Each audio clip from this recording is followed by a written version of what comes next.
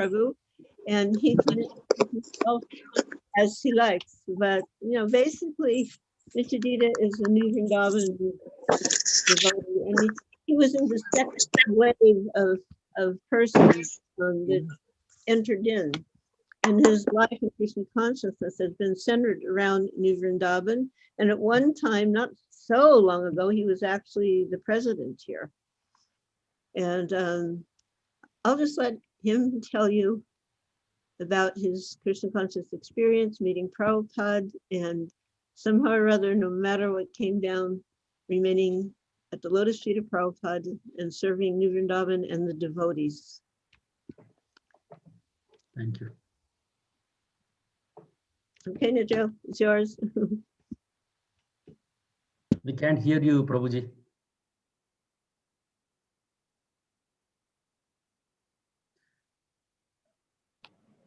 Prabhu, we cannot hear you. Bo, we can't hear you again. We had one of these the other day on a GBC. What did you need to do whatever you did to get the sound going? Haribol Sita Sundari. Hare Krishna, Mother Malti. Okay. What do we do here? Now we lost the video. Nityodita, we are not hearing you at all. At least your mouth is moving.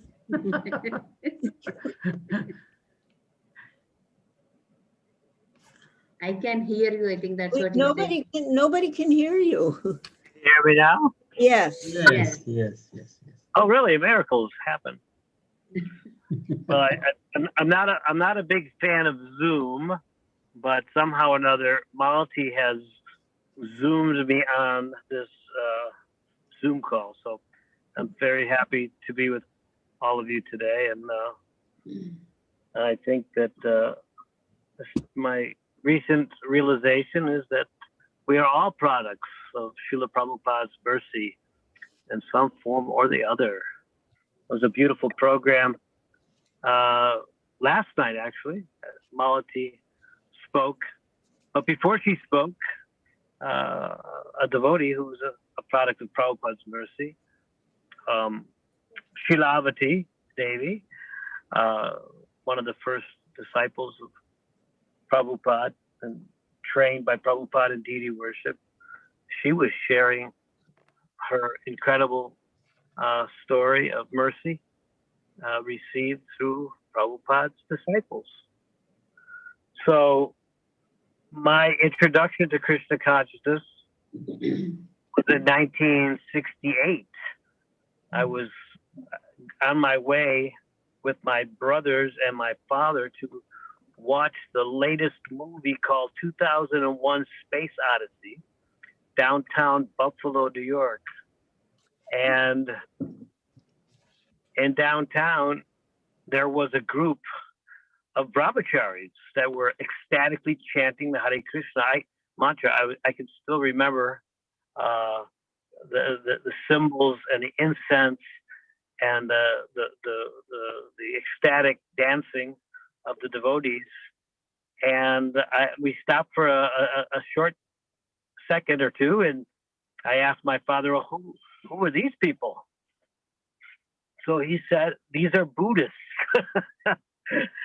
But whatever it was, it really struck me as something very amazing and very attractive. Years later, a couple years later, in my first year in college, there was a devotee on campus, a young girl wearing a sari, and she was distributing incense and collecting donations, and I gave the change that I had in my pocket. Where was the college? That was in University of Virginia, Charlottesville. So I went from Buffalo, then I moved to Virginia with my family. And at the University of Virginia, my first year, there were some devotees that were preaching on campus. So that was about 1971. And then in 1973, 73 and 74, I had moved to Michigan, Ann Arbor, Michigan. And the really attractive thing about Ann Arbor, Michigan was that the hippies had taken over the city council by election, and they declared that anyone caught with marijuana in city limits would be fined $5.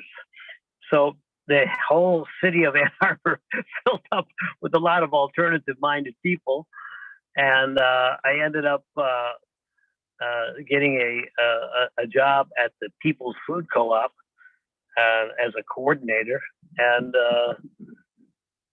we were able to witness the many different kinds of groups that existed at that time in the local area, and that one of them was the devotees. They would come in and buy boga from us, and the president at the time was a very effulgent householder named Badri Narayan Prabhu. He was the president of Ann Arbor Temple, and he would come in and buy boga. And there were also many other groups like the Divine Light Mission. They would also come in and buy grains, beans, whatever we had there. And so I was working there for some time, and then we decided, me and my friends decided that really we should try to live more in harmony with nature, not living in a city, living in harmony with nature. So there was a person who actually had read the Bhagavad Gita. His name was Paul Clayton. I don't think he ever joined the movement, but he had read the Bhagavad Gita, and he was telling us how he was following the Bhagavad Gita by restoring an old 1950 car. Of course, none of that ever made sense, but somehow or another, that was a connection. And I had read Bhagavad Gita, Aldous Huxley's version, which was a confusing poem. And I, was curious, but didn't really take it too seriously. And at that time, we were taking substances meant to enlighten us in various ways, and we would sit out at night under the stars, wishing that the flying saucer people would come down and take us to another planet. and because we knew that this Earth planet was kind of not really working out so well for all of us.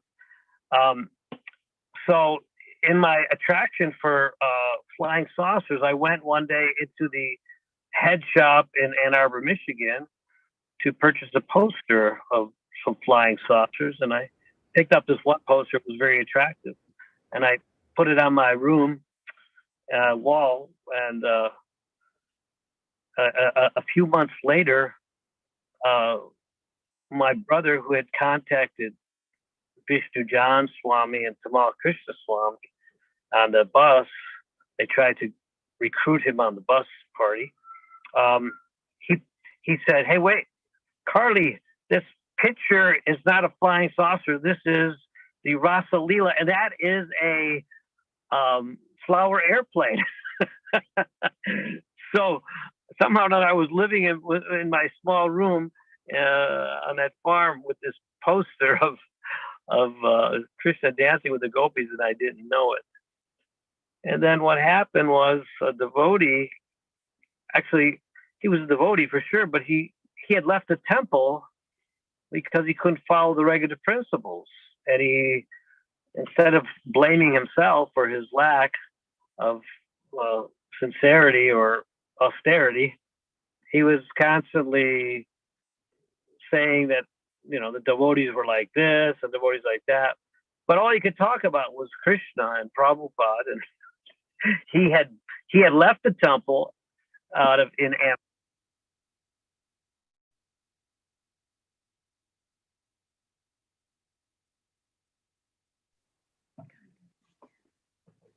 Can anybody hear me? Yes, now we can hear you, Prabhu, again. Okay. Were you hearing it? Were you hearing it up till now? We heard everything except just last couple of sentences. That's it. We were okay. Okay, yeah, okay. So the Bluetooth changed to my phone now. Okay. Yeah. So then this devotee, in those days, we would call him a blooped devotee. He had blooped from the temple and had come to live with us hippies on this farm, which was outside Ann Arbor. And even though he was finding fault with the devotees and not able to follow the principles, all they could talk about was Krishna consciousness. And he taught us how to chant kirtan. And I used to play the bongo drums, and a small recorder, flute, and I was really into jazz music. I lived with jazz musicians, black body jazz musicians, and we would go to these jazz sessions and play, and we were into African music, and it was really quite a scene back then in Ann Arbor and the music scene. And so anyway, this devotee was also black, and he came and he taught us this mantra, or the way to chant. And I thought, wow, this is really good. This is just like an African jazz chant. And it was Nitai Goranga, Nitai Goranga, Nitai Goranga, Hari Hari Bo. The way that he chanted it with the rhythm and everything and the bongos, we didn't know what we were chanting, but we were certainly chanting the merciful names of Nitai Goranga, and it was having its effect on us. And then Bajidarayan Prabhu, he heard that there was some hippies living out on a farm outside Ann Arbor, and he came with devotees and brought prasadam and had kirtan, and it was just a really amazing experience. At that time, we were avowed vegans, and we wouldn't touch any milk products. In fact, the first time anybody had offered us prasadam, it was simply wonderful, and I turned it down. But they brought a preparation that was perfectly suited. Krishna has a way of zoning in on us, zooming in on us, zooming in on our hearts. And when I was working in the food co-op, we had a practice where we would have to bag dried fruits and nuts, cashews. We buy them in bulk, cashews and dates and raisins and golden raisins. And so, of course, anybody who was bagging them up had the privilege of being able to eat as many as you wanted. So I was addicted to that. Of course, once I was no longer working in the food co-op, it was withdrawal symptoms of the opulent foodstuffs. So they came and they brought a preparation. Must have been hundreds of them, which are called lugdus. I don't know if you've all had those lugdus, but the way ISKCON made them in those days was with cashews and almonds, pistachios and dates and raisins, and it was a really, really delicious ball with bundi, and oh my God, that was and they left the whole tray for us hippies. And we were just munching down on them and just wondering what this was all about. So anyway, we were I was trying to live self-sufficient lifestyle, growing our own food. We had my brother and a few other hippies were together on this farm, and one devotee who ultimately joined New Vrindavan, which was Gopa, she was also there. And we had a teepee, and we lived, as like a family, and we had our garden, and we were growing buckwheat and a lot of. We were harvesting wild fruits from the abandoned orchards in the neighborhood. And we were really trying to emulate the Native American Indians to live without any money, without any connection to society, a totally self-sufficient lifestyle. That was our plan. We had a teepee. And anyway, that was our heaven. It was perfect. We were like, okay, this was it. This was the pinnacle. And then one night actually, or early morning, I awake. I was awoken by a gun pointed at my head, saying we had to leave the property by sunset that day, or we would be in big trouble. So our whole perfect material dream came to a crashing halt, and we had to pack up everything in a few hours and get out of there for various reasons. And the people that had let us stay there had become very angry towards me, especially. And it was a very confusing time. And so I went back to Ann Arbor, and I had no place to stay. So I stayed with friends. I had no thing to eat. So we heard that the Hare Krishnas had prasadam every night. So I found my way over to the Hare Krishna temple, and Bhajaran was giving a class, and he was speaking from the second chapter of Bhagavad Gita. While contemplating the objects of the senses, the person develops attachment, and from such attachment, lust develops, and from lust, anger arises. So I was just coming out of this experience where the people that were our friends who had let us stay in the land had become so angry at us. And it just started to explain, the philosophy just started to click. It made sense. And of course, the prasadam in the evening was wonderful. And I ended up eating so much prasadam, I was laying down in the temple room. And, of course, some devotee chastised me for pointing my feet toward the deities. But I took the opportunity to go into the corner, and there was a stack of magazines, and the Back to Godhead magazines were there. And it was about my third night at the temple, not staying overnight, but just coming. And devotees started, thinking, well, maybe I was a candidate, and they were saying you could just stay here, and then you could go out on book distribution, travel in vans with us, and live in the city, and we have warm showers. You could be trained in all this, and so of course I was just coming out of farm life, so I was not at all quite interested in living in the city, or even being a devotee at that point. So then I looked at the magazine, and when I saw this magazine, Back to Godhead, I saw that there was a farm, and devotee said, "Yes, we have a farm community." I said, "Really? Devotees have farms?"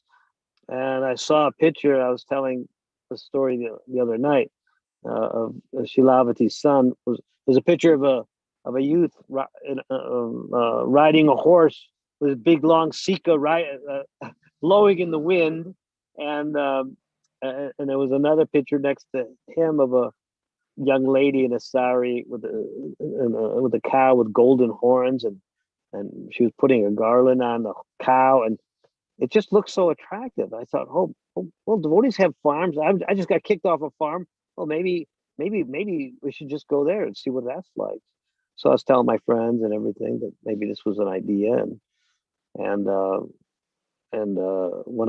when I told the devotees at the farm at the temple, Ann Arbor Temple, that I was interested in going to New Vrindavan to check it out, they started discouraging me. Oh no, that place is so austere. It's so cold.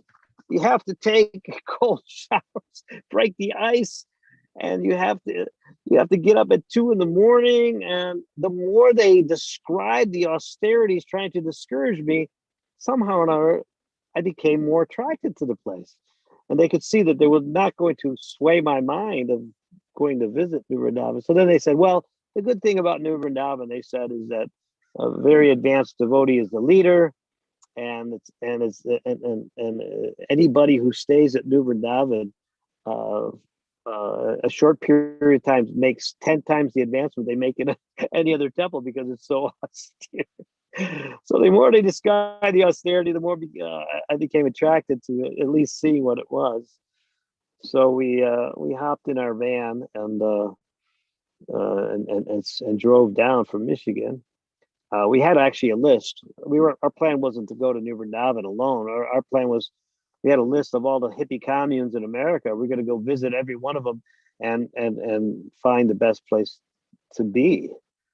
So there was 5 of us in a van, and we and a dog, and we Montage was the dog's name, and we got in the van. We traveled down to West Virginia, which was the first stop. It was the closest commune at that time, 1974, on the list of communes that we had, of the alternative community directory that we had. And the next one after that was going to be Twin Oaks in Virginia, and then Stephen Gaskin's farm in Tennessee. And then on the West Coast, there was Ramdas had started something in the West Coast. And so we had planned to do all that. So got to New Vrindavan, and my life changed. I didn't know it at the time, but what happened was we pulled in, and there was one person who I knew, actually. There was a person named Terry who used to come to the food co-op all the time. He had very, very long dreadlock hair, and he was always in a cloud of smoke, so to speak. And he would come in and sell us organic things that he grew or collected from the woods.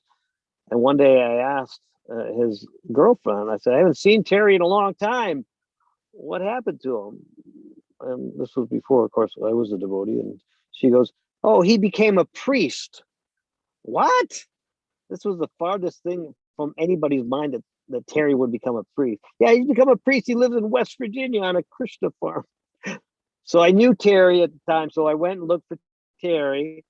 And at that time, he was already initiated, Tapa Poonj. And he saw me, and he brought me some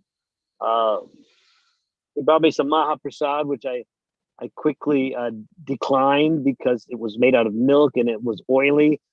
All the things that I wasn't eating. So he gladly offered me more of the Mahaprasad, and that I declined, as he was very happy to take advantage of the anti-starvation program that the devotees had invented in those days, which was to bring Mahaprasad to guests who wouldn't eat much, and then get the remnants for themselves. Now, of course, if you didn't live at Vrindavan in those days, you couldn't understand the degree of starvation that the devotees were undergoing. So, as Advaita Acharya tells us, how when he came to New Vrindavan for the first year, he lost 35 pounds. So, anyway, so he invited me to serve with him, but I said no, we're going to other places. We're going to visit all these communes and travel, and so then the next day we were scheduled to leave.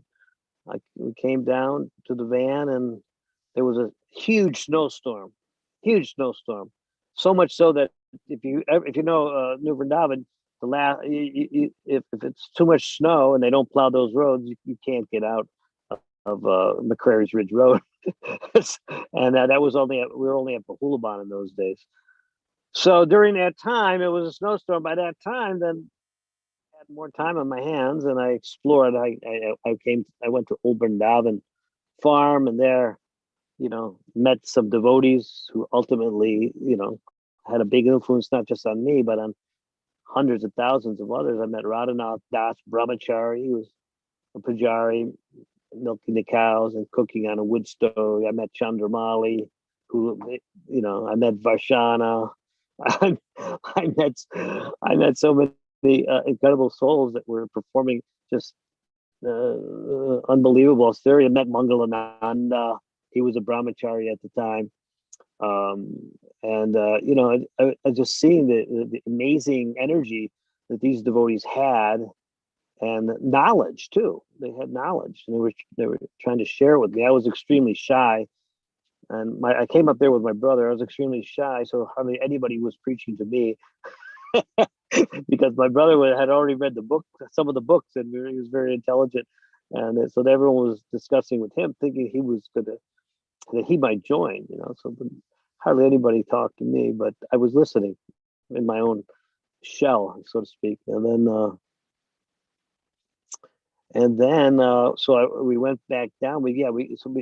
So I had visited that, and we couldn't leave for a few days, and then finally the snow was melting. My friends, Peter was driving the van, and Joanna's girlfriend, Montage the dog, and Diana, Miguel, my brother, and they said, "Okay, it's time to go." I said, "Okay." I said, "Yeah, it's time to go, but listen, I tell you what, I think I want to stay just a little longer." "How much longer do you want to stay?" I said, "I just want to stay as long as I can learn something here." I have to stay as long as I can learn something here. Then I want to stay. And they said, "Oh, okay, but we want to go." I said, "Okay, see you later." And they drove off.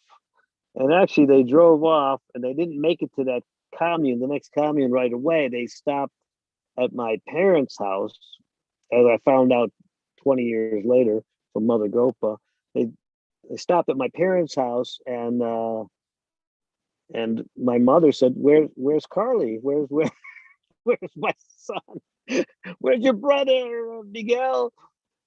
I said, "Oh, he's in West Virginia at that Hare Krishna farm." So her words were immortalized in my brain when I heard this. She goes, "I can't believe you just left him there." So that was my beginning of hey, Haribolo. That was the beginning of my brahmachari life. Actually, I was brought up to the Old Vrindavan farm with to live in the brahmachari ashram. But before I did that, I stopped in the cabin of Kirtanananda Maharaj as courtesy to let him know that I was interested in staying at New Vrindavan and learning. And so when I went to see him, and I told him that I wanted to stay, and like almost I was kind of like asking permission in one sense, but also just declaring myself. I said, "I'd like to stay at New Vrindavan and learn." And he said, "Oh, that's very nice." Yes, he says it's actually very easy. You simply, and I thought he was gonna. I heard some devotees tell me this before. What Prabhupada said, "Chant Hare Krishna and be happy," but he actually added a new twist to it. He says, "It's very simple. Just chant Hare Krishna, work hard, and be happy." And that became the motto then for our brahmachari ashram. And the whole community actually lived on that motto. It wasn't just chant Hare Krishna and be happy. It was chant Hare Krishna, work hard for Krishna and be happy. Because we had a huge task ahead of us, which we didn't really understand what Prabhupada's and Krishna's plan was for New Vrindavan, because when we came there, it was so simple. It was just some old farmhouses, some old barns, and makeshift temples. Of course, the deities were striking, and the devotees preached in a very unique way. I mean, there was Brijavasis. So there was some Brijavasi preaching going on. I remember devotees telling me, or actually, this was their style of preaching. They said, I said, "Carlos, just stay at New Vrindavan and serve Radha Chandra. Give your life to Radha Chandra, and just stay. Don't ever leave." that was the way they preached to me. Of course, at that time, I didn't know what they were talking about. Radha Chandra. Who are they? What are they? And but somehow their ardent appeal, their sincere tone, and their, of course, personal dedication themselves to performing devotional service with such a high degree of austerity and dedication was so inspiring. Rising early, as you know, before joining, at least for me, I was used to stay up till the wee hours of the night. And then when I joined the brahmachari ashram, all the devotees were getting up at 2 o'clock in the morning. That was the start of the day. That was so. It was a complete, there's that verse in the Bhagavad Gita. What is day is for the devotees, is night for the conditioned soul. So that, yeah, I had that experience, but because it was such intense absorption in just a matter of a couple weeks, I was I was dedicated. I became dedicated to the mission. So much so that after 2 weeks living in the brahmachari ashram, I offered my long, wavy hair to the garbage can, and became one of the brahmacharis, and joined the brahmachari ashram full time. In those days, you'd need to put on saffron, and then try to live the life.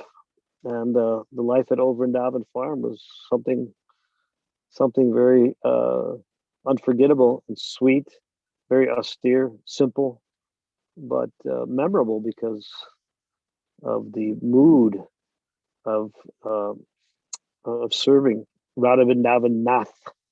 They were the presiding deities, and Radhanath Das Brahmachari was the head pujari, and he had such a knack of engaging us all in some service for the deity. During class, it was well known that anybody who sat in class without doing something would be falling asleep quickly.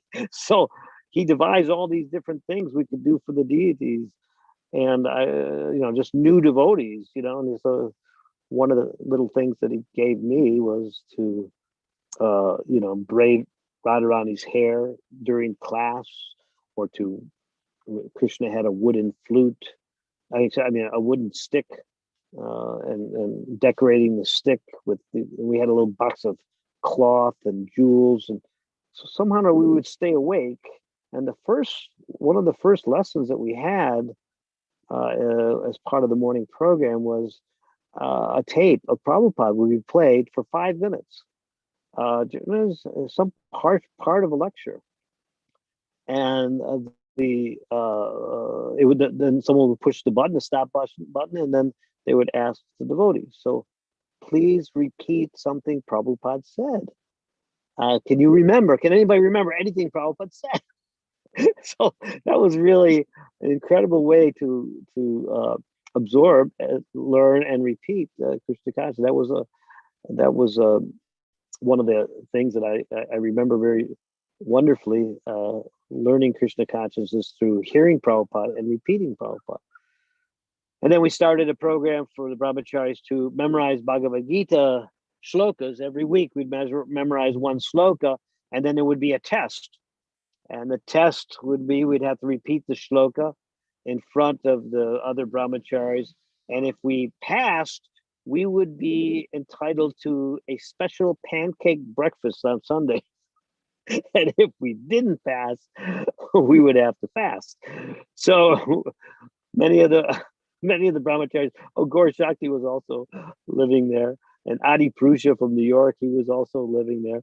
Jai Murari was also living in Vrindavan. So there were so many incredible devotees, and so many of us learned our foundational Bhagavad Gita shlokas through this I'm not going to say contest, but reward of pancake breakfast. Because if we didn't have pancake breakfast, it was just very, very austere oatmeal in the beginning, and later on oat water. So there's some prasadam stories go on and on. So to get some special prasad was always something that enlivened the devotees. Actually, Mahaprasad was actually used as currency to bribe devotees, or to get people to do extra service, or to reward some. And there was some souls like Chandramali. I remember he was when he was brahmachari, he loved to practice austerity. So one of the austerities that he proclaimed was that he was going to renounce all sweets.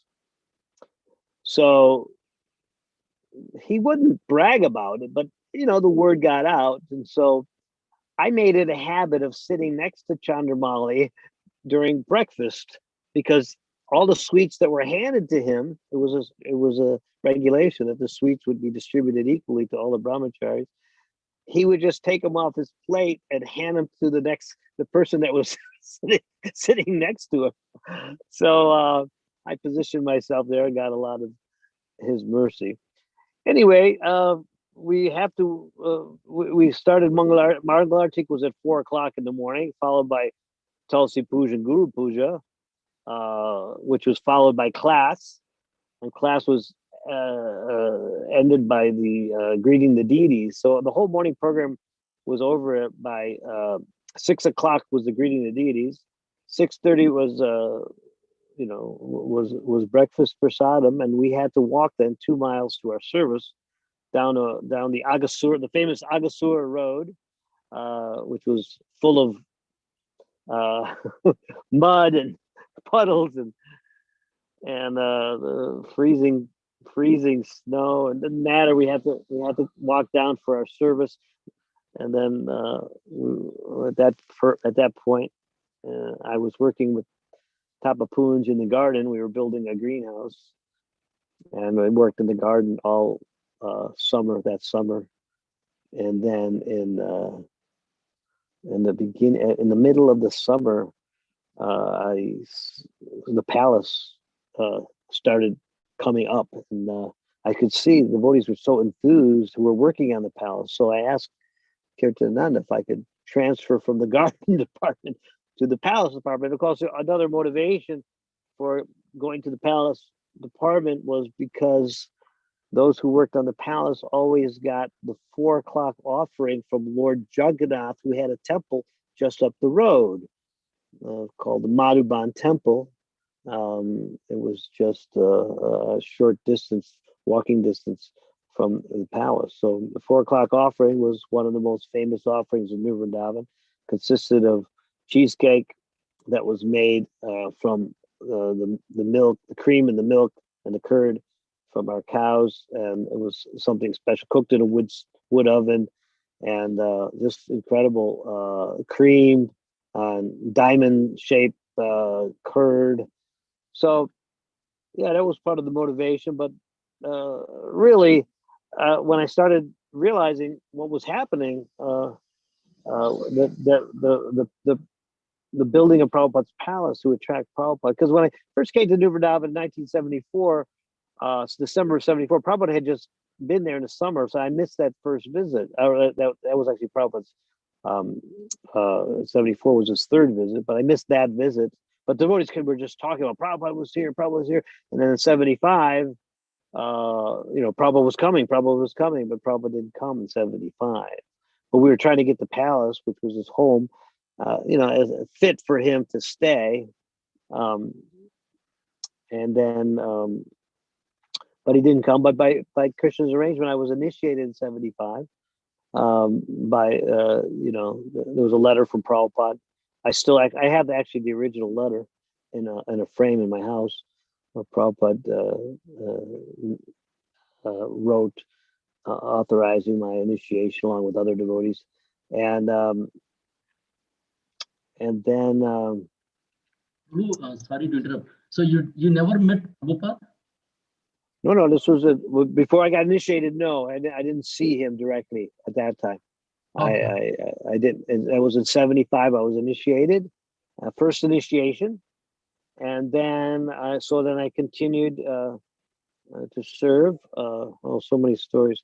I continued to serve on the palace, and really, I was a kid. I didn't really know anything about any real work or skill, but just working with the devotees and applying ourselves. So then the next year was 76, and that was Prabhupada's final visit. And I got a second. I received second initiation from Prabhupada when he came to New Vrindavan in 1976. And then there was so in 1976. Actually, I was serving also in a Cleveland temple for some time, Cleveland, Ohio, with Radha Murlidhar and Sankirtan devotees. But so 76 Prabhupada came. I was still connected to the Brahmacharya ashram, and Prabhupada wanted to come to see the deities. Radhanath Das Brahmacharya at the time, he gave Prabhupada a picture of the Radha Vrindavan that had been worshipped so wonderfully by the Brahmacharis. And when Prabhupada saw that picture, he asked where those deities were, and And Kirtananda said, well, they're at the old farm, you know, where you were in 1969. And Prabhupada said, I'd like to go there. And Kirtananda said, no, it's like a jungle now. It's you can't, you know, and the road is bad. And Prabhupada said, oh, Kirtananda Maharaj, you have a truck. We can take truck. so Kirtananda not really wanted to bring him up there. Prabhupada wanted to come up there and have darshan with the deities. And so I was serving at that time also up there. And so Prabhupada rode the difficult part of the road in the truck, and then he got out and started walking. And I was in the temple, the old Vrindavan Farm temple at the time, and I could see, oh, the devotees, Prabhupada's walking the last, you know, half mile, last 3/4 mile. I could see it was flat, and Prabhupada was walking, and it was a group of devotees, and I was getting so excited. I wanted, you know, I gotta join. You know, I had cleaned the Vyasasan, getting ready for Prabhupada, and so I wanted to join. I think, but how? I want to do something for Prabhupada. What can I do? So I grabbed the peacock fan from the Vyasasan that I was cleaning and ran all the way to where Prabhupada and the devotees were walking. And of course, I was walking the other way. So I had to somehow or another, I wanted to position myself so I could fan Prabhupada. But there was, at least at that time in my mind, I was just a small young lad, and there was many. I saw Prabhupada's bodyguard was there, Prabhupada's secretary was there, Prabhupada's sannyasis were there, Prabhupada's, you know, the person that was recording Prabhupada was there, and it was just like, how can I get close to Prabhupada? So I had to make an invention. So I had to, I chose to make an invention in order to get close to Prabhupada. I just tapped everybody on the shoulder that was in front of me and said, and just was saying, Maharaj wants me to fan Prabhupada, which wasn't really exactly, you know, the total truth, but, you know, I used it for my advantage. And because they didn't know which Maharaj I was talking about, everyone kind of submitted to my tactic, and they let me get right up rocking right next to Prabhupada. And I was so happy. I was, you know, fanning Prabhupada and just watching him and listening if he'd said anything, and then suddenly we looked up at the hill, which Prabhupada had named Govardhan Hill at that time, and there was a bunch of cows. They started running down, like 5 or 10 cows. They started running down towards the morning walk, and then all of them veered off at the last minute except for one cow, and she started walking right with Prabhupada. There's a famous picture of Prabhupada walking with Kalia on that morning walk, and the devotee who was serving the cows at the time, the main devotee, was named Ambarish, not Ambarish, who's the famous Ambarish today, but it's a different Ambarish. And he said, Prabhupada, this is Kalia, the first cow of New Vrindavan. And of course, Prabhupada, if you know the story, Prabhupada, 1969, when there was only one cow at New Vrindavan, and that was Kalia. And when Prabhupada tasted her milk, he said, I've not tasted milk like this in 50 years. So Prabhupada said, oh yes, I know. He's like dismissed Ambarish, kind of like this. Said, oh yes, I know. She's my old friend. Appreciated her service of giving milk back then. He remembered her, and I was thinking at that time, well, Prabhupada, you know, he's so appreciative of even a little service like that. A cow giving milk. But anyway, so we walked all the way to the farmhouse, and there was a big kirtan going on, and the devotees. I think it was Premadeva who actually was leading the kirtan. He was brahmachari at the time, and it was just incredible. Had guru puja, and then class, and then after class, it was time for distribution of cookies, which was a standard for Prabhupada by 1976. Wherever temple he went to after class, it was distribution of cookies time. And of course, we're at over in Vrindavan Farm. We didn't really have an oven. We only had a wood stove, and we didn't make. Nobody knew how to make cookies, or no one made cookies, and so there was no cookies. So that was, of course, Radhanath Swami was the pujari, and he knew that Prabhupada had to have some prasadam to distribute. So he went into the Maha cabinet, took all the Maha from the previous day's offerings, chutneys and samosas and pakoras, sabjis and fruit salad and hot milk, everything. Everything was in the Maha cabinet. Made this gigantic plate on a silver plate, a DD plate. and started walking toward Prabhupada. I didn't know it at the time because I was up in the front of the class. I'm very, very close to Prabhupada on the house. And Radhanath was bringing a plate, and he couldn't get in one side. One of the Prabhupada servants said, "You can't get Prabhupada. Where's the cookies?" So he went around to the other side. There was another Prabhupada servant. This just shows the difference of how servants understand what is bona fide or what is good. Then the other servant said, "Yes, please give that to Prabhupada. Prabhupada will love it." So he put this big plate of Mahaprasad in front of Prabhupada.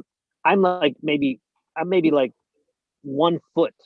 I mean, I'm just at the foot of the Vyasasana. So I'm just so close to Prabhupada. Prabhupada's face is just like inches, maybe 12 inches, because not only am I there, but there's like 50 or 60 devotees pushing in my back, trying to get closer to Prabhupada. But as Prabhupada starts handing out the prasad, he starts handing out the prasad. So first he's tasting all the prasad he had a silver spoon. He was tasting all this prasad, and little tiny.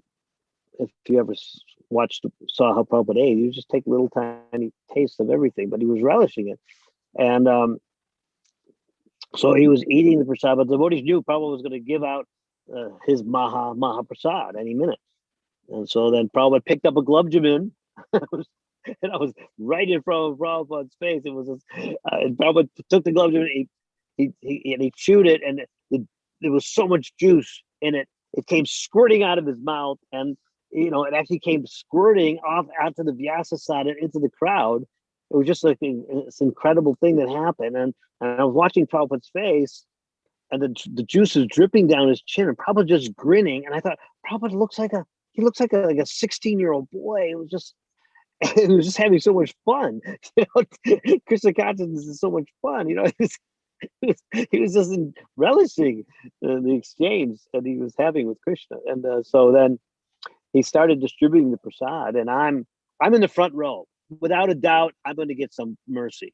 I'm in the front row, and all these devotees are behind me. I'm sitting in front of Prabhupada, and I have my hand stretched out, open palm, and everyone in the temple room has their hand stretched out, open palm, and everyone's saying the same thing: Prabhupada, Prabhupada, Prabhupada. Everyone's calling Prabhupada's name, and he's picking up different pieces of the paradas and the puris and the sabjis, and he's putting it in the devotees' hands. And I'm like, I position myself just to be in the front row and right next to Prabhupada, and there's no way he could miss me. And on my hand, Prabhupada, Prabhupada. Prabhupada goes through the whole plate, distributing everything, and my hand is there, and nothing came into my hand, and I'm like in shock. But then I see there's one preparation left.